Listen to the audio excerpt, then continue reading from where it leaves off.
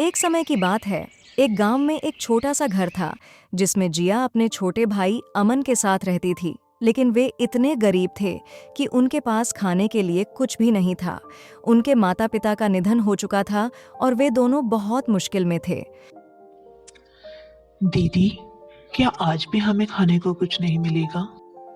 नहीं अमन, आज मैं खाना लेकर आऊंगी। यही कहकर जिया काम की तलाश में गांव के बाहर निकली। जब वह चल रही थी, उसने एक बूढ़ी महिला को देखा जो एक पेड़ के नीचे बैठी थी। महिला की आंखों में एक अजीब सी चमक थी। जिया उसके पास गई और विनम्रता से पूछा, माँ जी, क्या आप मुझे कुछ काम दे सकती है? मेरे और मेरे भाई के पास खाने के लिए कुछ भी नहीं है।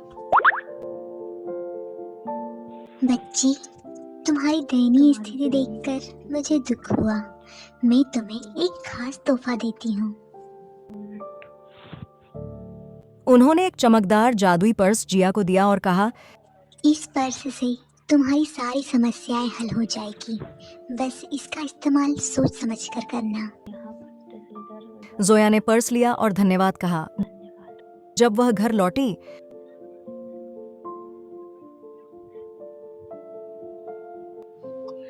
दीदी, तुम आ गई। ये तुम्हारे हाथ में क्या है? तो उसने पर्स को खोला और देखा कि इसमें से ढेर सारे पैसे निकल आए।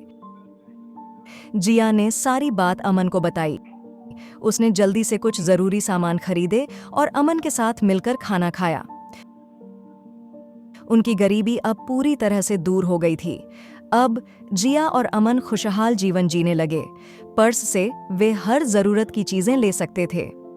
एक दिन जोया ने सोचा कि